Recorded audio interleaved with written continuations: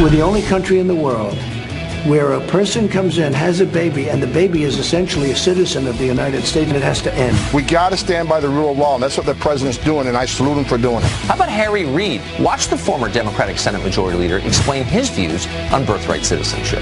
How about offering a reward for being an illegal immigrant? No sane country would do that. More U.S. troops will be deploying to our southern border as a second caravan has made its way. Bloodiest anti-Semitic attack in U.S. history, and they went to pay their respects. Yep, just outside the Tree of Life Synagogue, where 11 people were murdered. One by one, the president and the first lady made their way down that line of 11 wooden stars of David. The president placed a stone. The first lady placed a white rose. The president at one point did meet the widow of one of the 11 people killed, Richard Gottfried. Sarah Huckabee Sanders said on Air Force One the woman wanted to meet the president to let him know that the people wanted him there. Some didn't. There were protests that said that he came too soon. I don't know. I thought if he waited another week, they would have said, why'd you wait another week? So it's as if you can't win either way. And officials did not meet him at the plane. There were protesters there, but a lot of people stood up. I think the president did the right thing in going. And the rabbi supported it and said, please come. Thank you for wanting to honor these 11 people. You have to remember it's about the 11 victims. That's right. The thing is, the rabbi, sadly, got some blowback and hate emails because he did welcome the president, which is mind-boggling. And there are the victims right there. The president spent an hour and 20 minutes inside the hospital. He spoke with one of the officers who was recovering. He also visited with a victim in a patient's room. The hospital chief medical officer said, quote, the president kept a solemn tone and was gracious. The beauty of it was there was nothing political, nothing profound. He was interested in hearing the patient's stories and meeting the doctors and the caregivers. All right. Meanwhile, the President of the United States is going to be extremely busy. You know his schedule. You know how much he wants to have his party, hold the House, and, of course, the Senate. The Senate seems more likely. The House very much up in the air. So the president made it be clear that he thinks that one of the things that he will like to do and focus on is immigration reform. Not only focusing on the caravan and that the thousands are coming here that we put a reporter with, but also kind of surprising when he sat down with Axios in a show that's going to air on Sunday, he talked about birthright citizenship. Why is it that if you are born here, if you are a child of illegal immigrants, and that child born here, I don't think it's right that they automatically get citizenship. I think it's time to have this constitutional debate. He said, I'm fine with people doing it the right way, but it's not fair to people who have been on the list and are doing it the right way. He says these babies, they are born here and then they live here for 85 years and they enjoy the benefits while their parents were doing it illegally. Listen to part of that interview.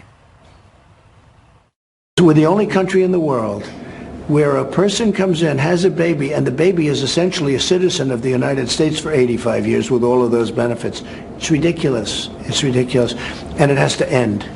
Well, after he said that, and we reported that in the 6 o'clock hour yesterday, a number of legal scholars have dismissed the idea, say that it is unconstitutional. If the president were to try to enact it with some sort of executive order, undoubtedly it would be immediately challenged and then would certainly go all the way up to the top of the Supreme Court. Michael Anton, who worked with the administration for a while, says it all comes down to a few words and how those words are interpreted. Watch this.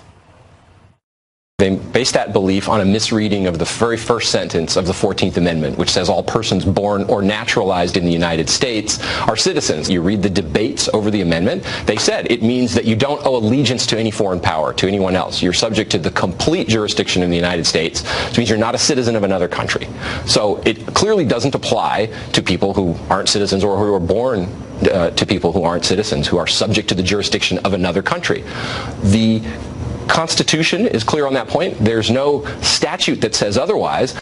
Jonathan Turley said something very similar. He says this is a debate we need to have at the highest levels. He's a constitutional attorney. He does this every single day and says he's looking forward to the debate. He believes the founding fathers in some way said, let the next generations figure this out, what's best. Well, the 14th Amendment says if you're born in the United States and subject to the jurisdiction thereof, subject to the jurisdiction thereof. That's what is interpreted differently depending on who you talk to. Yeah, what does that mean exactly, they say? Anton goes on to explain. He says what they are saying in those few words you're the child of citizens or the child of legal immigrants, then you're entitled to citizenship. So he says the president can do this, that the 14th Amendment says your parents have to be citizens. Well, you know who says you can't do that? Paul Ryan, Speaker of the House, says that's not going to work. Obviously, if you wanted it to work, you'd have to change the law. Lindsey Graham actually came out yesterday and said, you know what, I'm behind supporting a plan to change the law. And he said that a long time ago, too. Lindsey Graham's been behind this for a long time. He's going to introduce legislation ending birthright citizenship. He's going to put it out there and let people weigh in, because you'd be surprised. Maybe this won't cut on party lines. Well, let's see. Tom Homan, who used to be the acting ICE director, thinks the president's plan, if legal, would be great. This entices people to come to this country.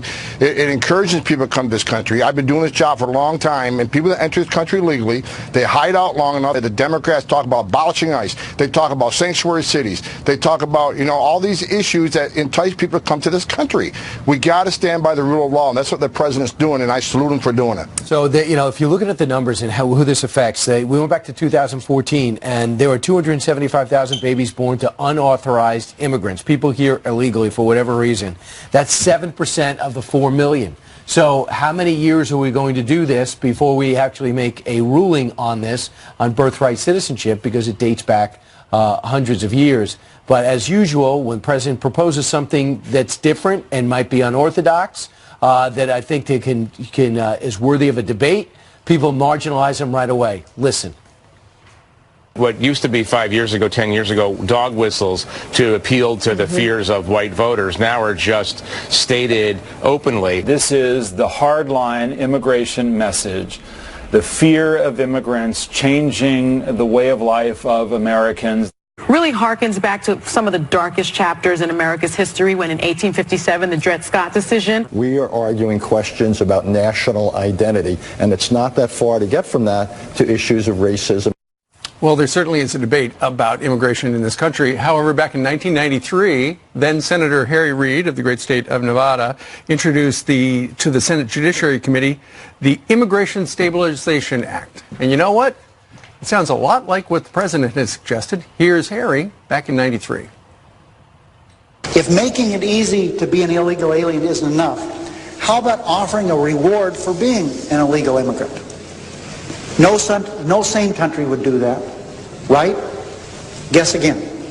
If you break our laws by entering this country without permission and give birth to a child, we reward that child with U.S. citizenship and guarantee of full access to all public and social services this society provides. And that's a lot of services.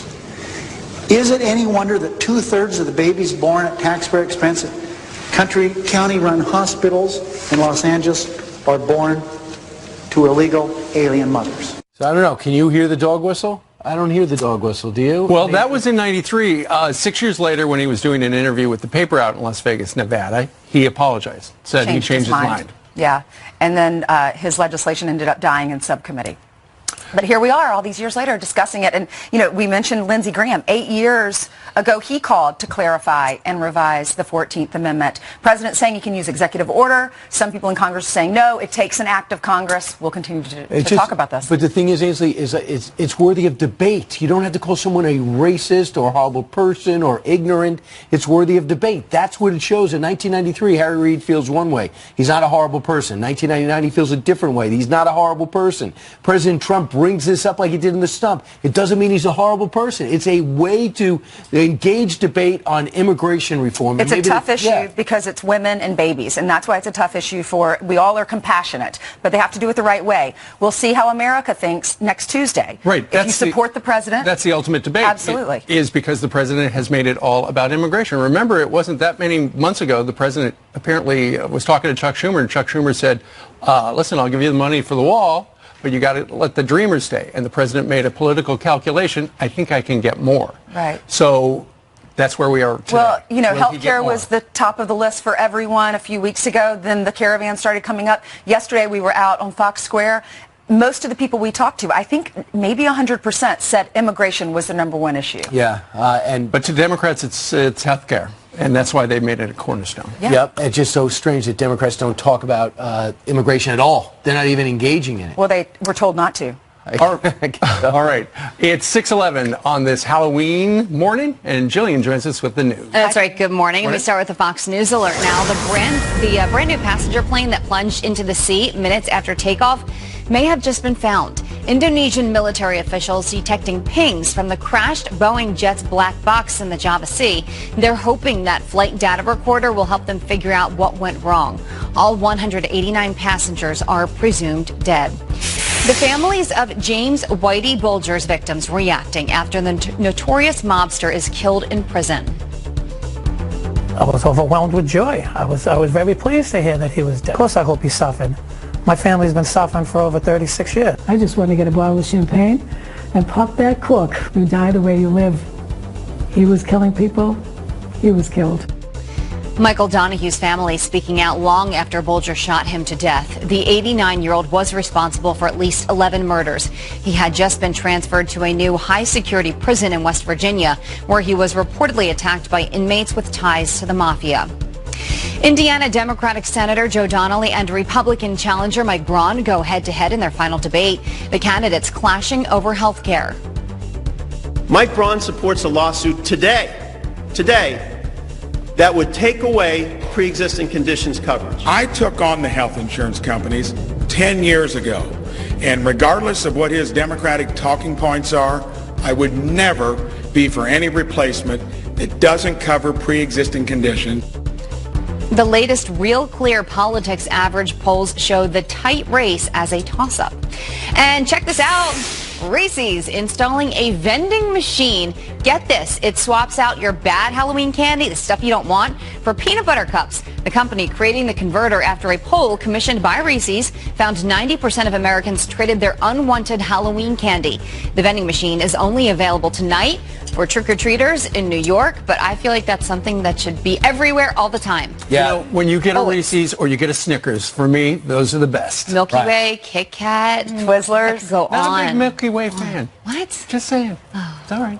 Thanks, Jillian. Thanks, Jillian. 13 minutes after the hour. Next, law professor Jonathan Turley breaks down President Trump's planned executive order ending birthright citizenship, and he says it all comes down to 6 words: end. The resistance is everywhere, even in your ice cream. Finally. Resist. President Trump heating up the immigration debate by considering an executive order to end birthright citizenship. In a new op-ed, our next guest says the debate comes down to 6 poorly chosen words in the 14th Amendment. Here to explain is constitutional law professor, who always uses the right words, Jonathan Turley. Jonathan, first off, let's get the words out of the way. And this is the ones you told us to bracket in your column today. All persons born or naturalized in the United States and subjected to the jurisdiction thereof are citizens of the United States and of the state wherein they reside. What do you think is hard to figure out in those sentences? Well, first of all, we have to remember the purpose of the amendment. The amendment was put forward because many states were trying to deny freed slaves the full rights and powers of citizenship. So the sentence was designed to guarantee that those Americans were recognized as full citizens. Now, that clause is what has caused the confusion. Since the minute this was ratified, there's been a debate about unlimited birthright citizenship. Some of the drafters of the 14th Amendment indicated that they did not believe that this language was unlimited birthright protections or guarantees. Some of them actually put in legislation limiting birthright citizenship to children of citizens or legal residents. So there has been a long-standing debate. So yeah, you could have a good faith argument on both sides and still be a good person, not a dog whistle argument for anything else, because people now are not using it for the original intention. In many cases, they're using it as a strategy to become citizens. Come here, have a kid, make that kid an American citizen just for that reason. That's not the reason this amendment was written. Yeah, I don't understand all the hyperbole and anger about this. This has been a long-standing debate. There's good faith arguments on both sides. The natural reading of this amendment would seem to support unlimited birthright citizenship. But the history, the text, some of the drafters tend to go the other way. And courts view clauses like this as having meaning. They don't just dispense them. So the question is, why was this clause put in? What was it referencing? And you can certainly make a good faith argument that it limits birthright citizenship. The United States is something of an outlier. There's only about 30 countries that recognize unlimited birthright citizenship. Right. Now, that doesn't mean that you can use an executive order. You know, I testified against President Obama using executive orders, and I think it was wrong then. I think it's wrong now. But I think Lindsey Graham's proposal of legislation could have a stronger case to make in court. Yeah, it's interesting. He's a lawyer. He's a JAG officer, so he's not just throwing it out there to get votes. He's not up for election. So let's see it go through the process, and then let's have a high-level debate on this. I would love that instead of just marginalizing people with labels. Jonathan Turley, thanks so much. Thanks, Brian. All right, hundreds of thousands of people got health care coverage when they weren't supposed to, and it all adds up to a $4 billion mistake. How does that happen? Plus, we've shown you the videos of protesters heckling Marsha Blackburn during a moment of silence, but apparently they're too shocking for Google, the censorship police. Today, more funerals scheduled for the victims of the synagogue shooting in Pittsburgh. The president and first lady paying their respects yesterday, visiting a victim's widow and first responders in the hospital. Our next guest calls the politicization of the left toxic. His name is Jeff Balaban. He is a member of the Trump Advisory Board and an Orthodox Jew, and he joins us now. Thank you so much, Jeff, for being with us. Good morning. This has turned in, it's been so politicized. It's so political. What's your reaction to that? It's just pure pain. I mean, like many Orthodox Jews, we found out about the news many hours later, and our first... Because of the Sabbath. Because of the Sabbath, yes, that's right, thank you. And our first introduction to the news was through a very hostile political filter, and it was bewildering, and all you wanted to do was mourn. And you couldn't because you were being bombarded with overtly hostile political messages, and it's been terrible. You mentioned during the break that you were speaking to students yesterday. What was their reaction and your message to them? Yeah, I was speaking to a group of students last night, just generally about the political atmosphere, not specifically about this, group of Jewish students. And a young woman asked me a question. There's like pleading in her eyes and her voice. You know, our country's become so polarized. Do we think that something this shocking might bring us together? And I didn't know what to say to her because I don't see that. There seems to be no humanity left in this debate, in this process. And say you disagree with this president on a number of issues, it's really impossible not to see how much he cares about Israel and the Jewish people. It's impossible. And in fact, that seems to be driving so much of the politicization, so much of the lies about him and calling him names and arguing that he doesn't like us. And then it flipped on itself because it's so obvious that he cares about Jews that yesterday, and this was why I say there's almost no limits, there were so-called Jewish groups, people who call themselves as though they're speaking for Jews, saying not only shouldn't he come to Pittsburgh, but saying those who support him, Jews who support him, shouldn't be welcome in our synagogues. That's insane. That's the opposite of the reaction to something like this. Never in our history, I can't say that. I'm not aware of any time in my life that a tragedy like this would separate Jews as opposed to bring us together. And I think it's just symbolic of where our nation as a whole has become. You can see the president there and the first lady. They're putting white stones from the White House and white roses on each of the stars to remember the victims. Jared was there as well, so was Ivanka. Why was it important for you as an Orthodox Jew to see him there and the first lady there and his family? Well, I want to say this. I want to take away the word Orthodox in that, just to begin with, because this is something that unites us all. Those divisions are theological divisions. They have nothing to do with the fact that Jews are not just a faith, but really a family, and that's really the emotion. And that's what's being lost here, which is what's so terrifying to me, because it can't be lost. And it is very important. The presence of Jewish family members that close to the President of the United States, it's obviously unprecedented. The fact that, and people keep on repeating it, the fact that the President has Jewish children, Jewish grandchildren, the fact that his grandchildren are the great-grandchildren of Holocaust survivors, of course it personalizes it. And I get the terrible sense that it's ratcheting up the anti-Trump rhetoric even more, as though to try to demonize him, as opposed to look at the obvious. He's clearly supportive of the Jewish people. He's clearly supportive of Israel. It's one of the things this evil, horrible person was apparently angry about, that the president is too good to Jews in Israel. Jeff, thank you so much for being here. Thank you. Still ahead, Nancy Pelosi is sounding pretty confident about the midterms. Listen.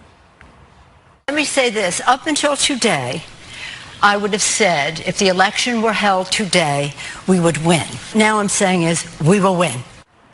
So what happens if they don't win, if the blue wave comes crashing down? Plus, young voters are expected to turn out in record numbers in just 6 days. So how do they feel about the caravan? I think we should let them in. I think it's diversity creates strength. I mean, I feel like it's not really that big of a problem. We stole this land anyway.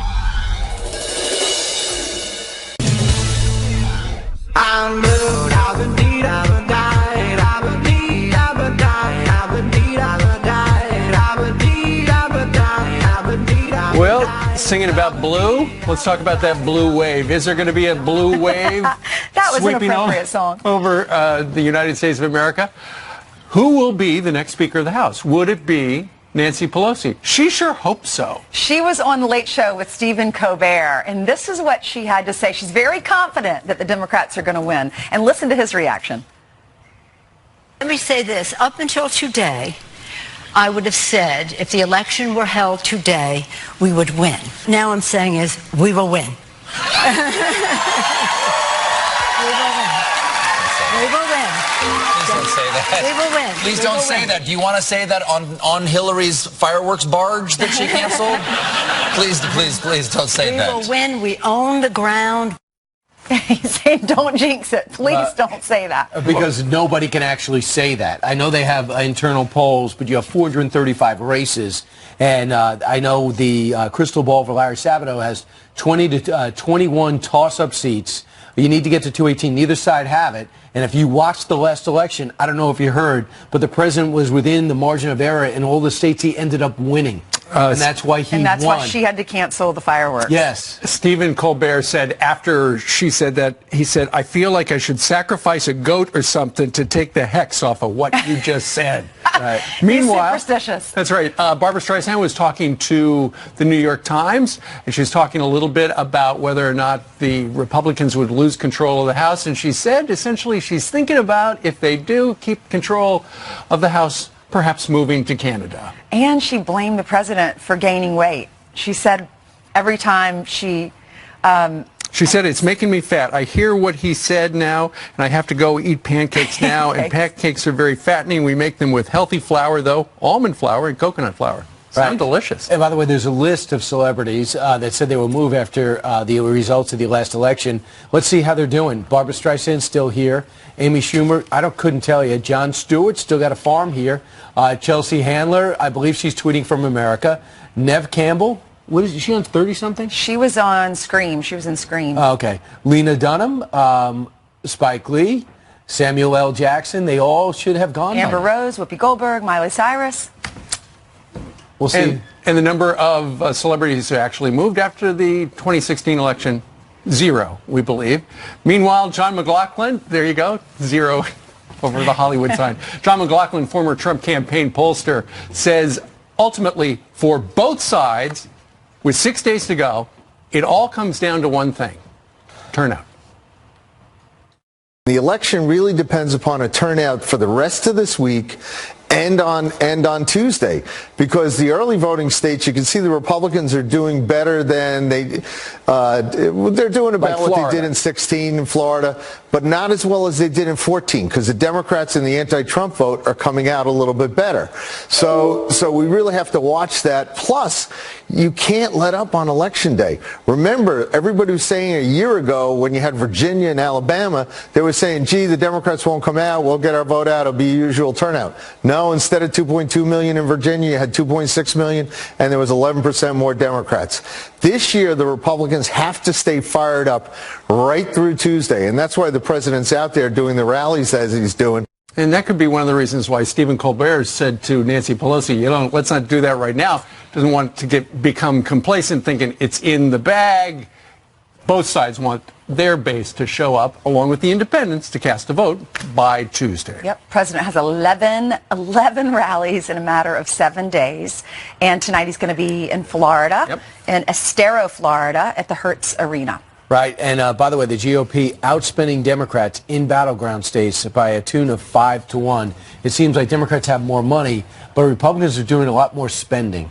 So I'm not sure what they're saving it for. And the governor's races are going to be as intriguing as the Senate races. And I sense that we're going to be staring at Florida for a long time because the governor's race is really tight and that Senate race with Nelson and Rick Scott is really tight. It could be a late night on Tuesday. You'll see all the coverage right here on Fox, where we have the news, like right now with Julian. That's right. Good morning. Let's get you caught up on some of the stories that we're following, including this.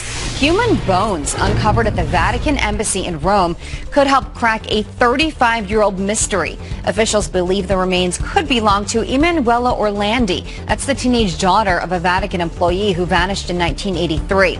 The remains were found during construction at the embassy. Officials are trying to determine the gender and age of the person they belong to. Google accused of trying to censor Congressman Marsha Blackburn's campaign ads, saying they show, quote, shocking content. A moment of silence. Marsha Blackburn is a white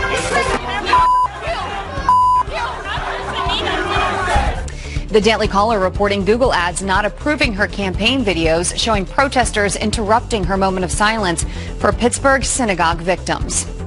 California's medical program paid $4 billion to recipients who may have been ineligible. The LA Times reports it could be due to discrepancies between state and county level record keeping.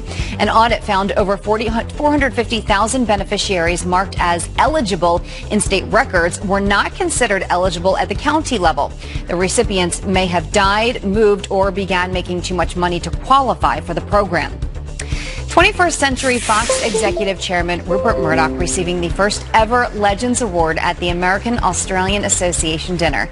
The group's goal, to advance relations between Australia and the U.S. NFL Commissioner Roger Goodell introducing Mr. Murdoch at the event in New York. Watch. No challenge is too daunting for Rupert. He builds empires, and once built, he finds new frontiers to conquer. Chairman Murdoch's father, journalist Sir Keith Murdoch, founded the organization 70 years ago after the end of World War II.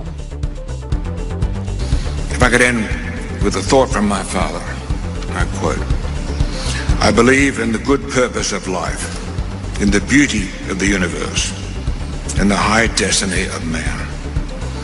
I believe in the power and the spirit, in the triumph of the good in heart."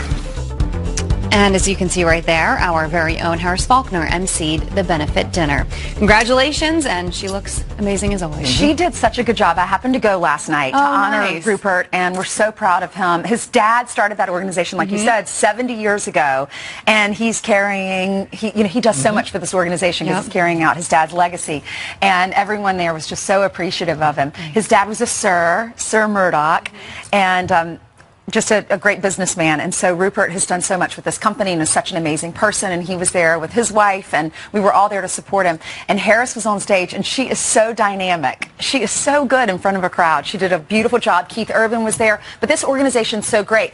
We raise money. This organization raises money to send students in America to Australia for higher learning, and then Australia sends kids here. So it's a great organization and a good relationship with both countries. All right, now here's the key. I know we got involved to a little rocky start between the Trump administration and the current Australian administration. Are we okay now, from what you observed? Or is Australia Everyone was and in a good America mood there. okay? Yes. All right, good. Everyone was in a good mood. Yes. Congratulations to the boss. All right, 20 minutes before the top of the hour, let's go outside. Janice Dean, it's a little cold. It's a little chilly, but you know what? We're going to warm up for excellent festivities. Halloween, of course, this evening here across the East Coast. Temperatures will be warm, relatively warm, and we won't have any precipitation. But behind that, that's where we have a cold front. You can see where that cold air is north of the front. Ahead of the front, along the front, is where we're going to see the potential for showers, thunderstorms, maybe severe storms. You can see that snow as well across portions of the Rockies. Colorado certainly got quite a bit of snow, measurable snow over the last 24 to 48 hours.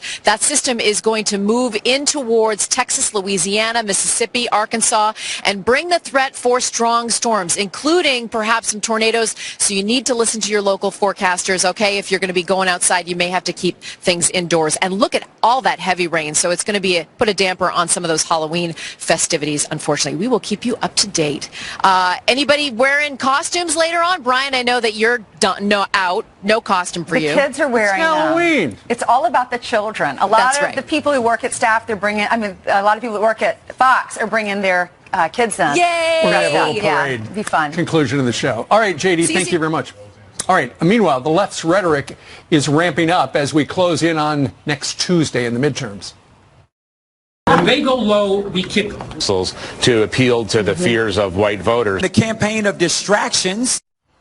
Well, our next guest says that kind of language could backfire at the ballot box. We'll have him explain. All right, plus the Trump economy is also a big topic for voters, and consumer confidence is at a near 20-year high. I'm confident that Stuart Varney got our message, and we booked him last night. He didn't return the call. If Stuart's here, please come to the studio. We're ready for you. By Donald Trump in the campaign of distractions, a campaign that is providing cover for people who are now taking their political differences and going to the next extreme to create political violence. But will these attacks on President Trump and the Republicans actually resonate with the voters? Here to react is the host of the Michael Knowles Show. Michael Knowles joins us from L.A. Hey, Michael. Good to see you. What do you think? I think that this rhetoric might resonate. The trouble for Democrats is I don't think it's going to resonate in the way that they want to. The trouble with the rhetoric is that it's not reminding voters of why we don't like Trump. It's reminding voters of why we don't like them. It's the same attacks we've heard over and over. He's a racist. He's a bigot. He's a this. He's a that. But what this rhetoric does is it reminds us of their own failures. So Barack Obama goes out on the campaign trail and he says that Donald Trump is a shameless liar.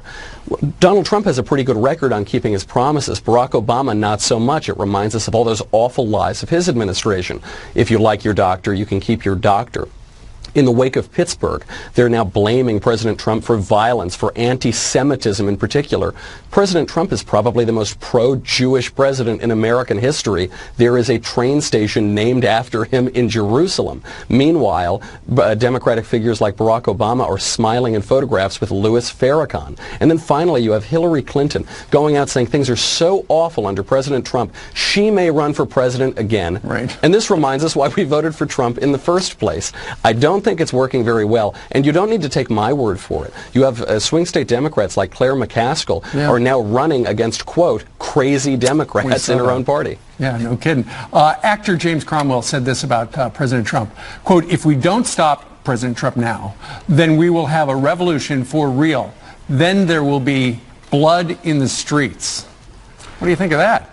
No, this is their promise, and they've been amping up the violence. You know, look, there's violence on the fringes of both sides. Wait, there's you're saying no the left question is about amping that. up the violence? Absolutely. There's violence on the fringes of both sides, sure. But in the mainstream, the violence is only on the left. On the mainstream of political parties, it's only being encouraged by Democrats. Roving gangs of Antifa running Portland, Oregon. People harassing Republicans in restaurants where they sleep. This does not look good to voters. Even the mob violence and the lynch mobs coming for Brett Kavanaugh, I think that was a decisive moment as well. And when voters see this on television, absolutely we should talk about how awful the fringes are of both parties. But if one is encouraging mainstream violence, I think voters are going to reject that at the ballot box. Well, Michael, you're suggesting that the rhetoric, which you're right, is sharp on both sides, but the rhetoric on the left is going to backfire on them? Why not backfire on the right? I think it's going to backfire on them because they've gone too far. The trouble with making the elections about Donald Trump is we've all known Donald Trump for 30 years. He's been a tabloid legend. Everyone knows all of his flaws, and they also know that he's not a fascist, he's not a racist, he's not a bigot. So they're the boy that cried wolf, and it creates a big credibility problem for them, and it reminds us of all of those failures of their 8 years governing the country that they were hoping we would have forgotten under the first 2 years of Trump. Now they're back on the campaign trail, and we can all think, you know, things are going pretty well right now. Well, let's see what happens. Tuesday's the day. Michael Knowles joining us from L.A. Michael, thank you. Good to see you. You bet. All right, 11 minutes before the top of the hour, still ahead on this very busy Wednesday. The resistance is everywhere, even in Ben & Jerry's ice cream. We're going to explain that. Plus, what is the state of the race for Republicans with 6 days left until the midterms? We're going to talk to RNC chairwoman Ronna McDaniel. She is joining us next.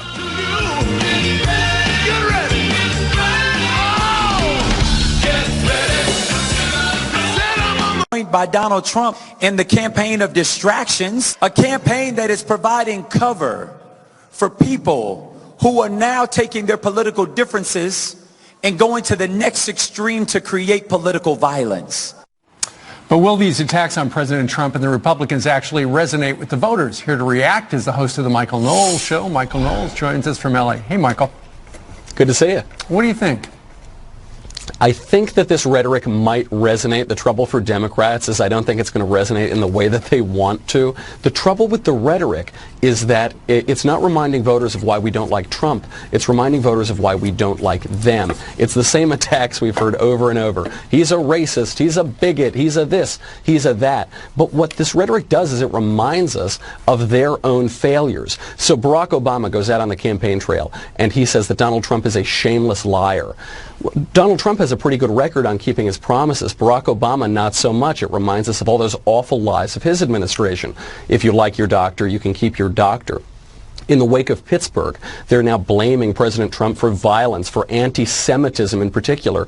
President Trump is probably the most pro-Jewish president in American history. There is a train station named after him in Jerusalem. Meanwhile, Democratic figures like Barack Obama are smiling in photographs with Louis Farrakhan. And then finally, you have Hillary Clinton going out saying things are so awful under President Trump, she may run for president again. Right. And this reminds us why we voted for Trump in the first place.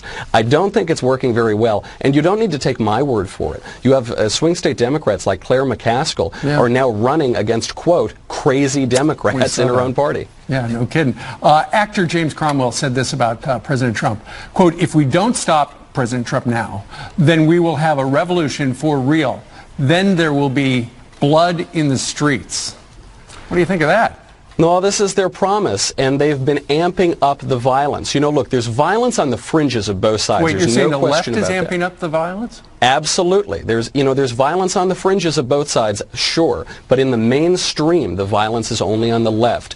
On the mainstream of political parties, it's only being encouraged by Democrats. Roving gangs of Antifa running Portland, Oregon. People harassing Republicans in restaurants where they sleep. This does not look good to voters. Even the mob violence and the lynch mobs coming for Brett Kavanaugh, I think that was a decisive moment as well. And when voters see this on television, absolutely we should talk about how awful the fringes are of both parties. But if one is encouraging mainstream violence, I think voters are going to reject that at the ballot box. Well, Michael, you're suggesting that the rhetoric, which you're right, is sharp on both sides, but the rhetoric on the left is going to backfire on them? Why not backfire on the right?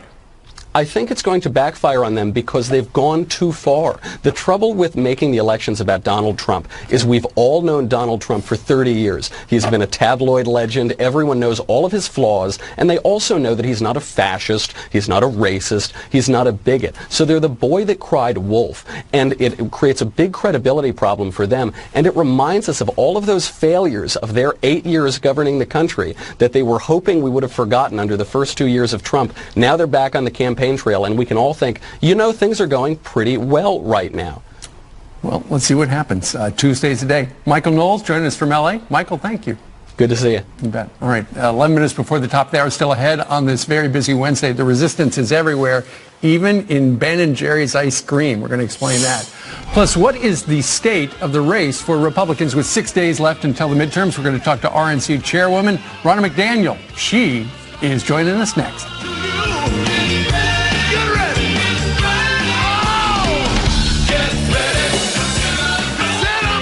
By Donald Trump in the campaign of distractions, a campaign that is providing cover for people who are now taking their political differences and going to the next extreme to create political violence. But will these attacks on President Trump and the Republicans actually resonate with the voters? Here to react is the host of the Michael Knowles Show. Michael Knowles joins us from LA. Hey, Michael. Good to see you. What do you think?